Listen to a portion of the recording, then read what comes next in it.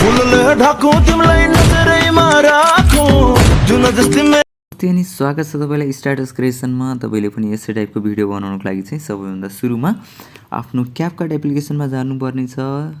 क्यापकट एप्लिकेसनमा गइसकेपछि तपाईले न्यू प्रोजेक्टमा जानु होला। न्यू प्रोजेक्टमा गइसकेपछि आफ्नो मोबाइलमा भएको फोटोहरू चाहिँ तपाईले सिलेक्ट गर्नुपर्ने छ। यस्तो टाइपको भिडियो बनाउनको लागि चाहिँ तपाईसँग 6 वटा फोटोहरू आवश्यकता पर्नेछ है। मैले चाहिँ यसमा 6 वटा फोटोहरू सिलेक्ट गर्नेछु। तपाईले पनि आफ्नो मोबाइलमा भएको 6 वटा फोटोहरू सिलेक्ट गर्नु होला र एड बटनमा गएर क्लिक गर्नु होला है त। क्लिक गरिसकेपछि मैले चाहिँ यसमा सबैभन्दा सुरुमा फर्मेट युज गर्नेछु 16:9 को रेसियोलाई र इमेजमा क्लिक गर्नुहोस्। तपाईहरुले इमेजमा क्लिक गरेर एडिटमा जानु होला र रोटेट गर्नु होला र त्यसपछि फेरि नेक्स्ट इमेजमा यसलाई रोटेट गर्नु होला। यसलाई पनि तपाईले रोटेट गर्नु होला। प्राय तपाईको मोबाइलमा भएको 6 वटा फोटोहरूलाई एड गर्नुहुन्छ। त्यो एड गरेको इमेजहरुलाई चाहिँ यसरी रोटेट गर्न सक्नुहुन्छ र मैले इन्डिङमा गएँ र यो अप्सनलाई चाहिँ मैले डिलिट गर्नेछु है। किनभने पछि चाहिँ हाम्रो भिडियोमा चाहिँ वाटरमार्क आउँछ, त्यही भएर चाहिँ मैले सुरुमा डिलिट गरिदिएको।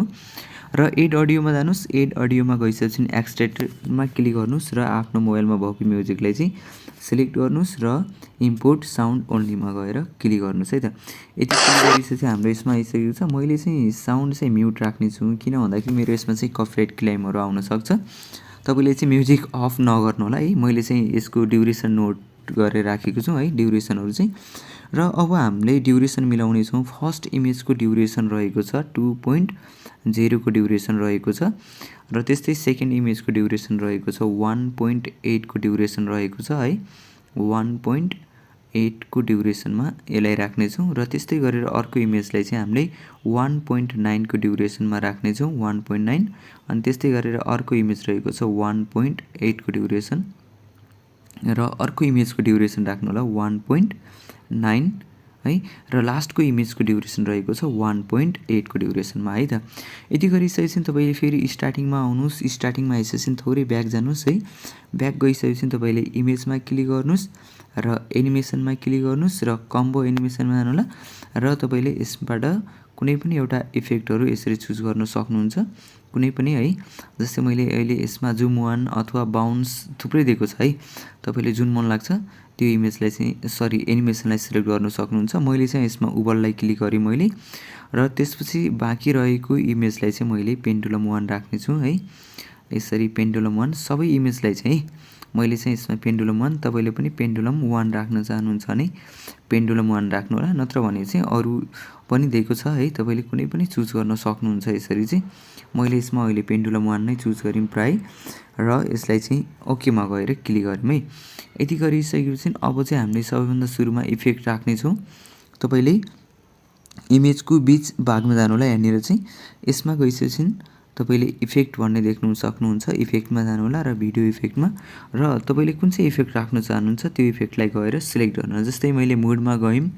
मुडमा गइसकेपछि मैले एउटा मेटेर इफेक्ट युज गर्नेछु है। यसको ड्युरेसन चाहिँ हाम्रो यहाँसम्म रहेको छ। मैले यसको ड्युरेसन यहाँसम्म राख्यौँ र यसलाई कपी गऱ्यौँ।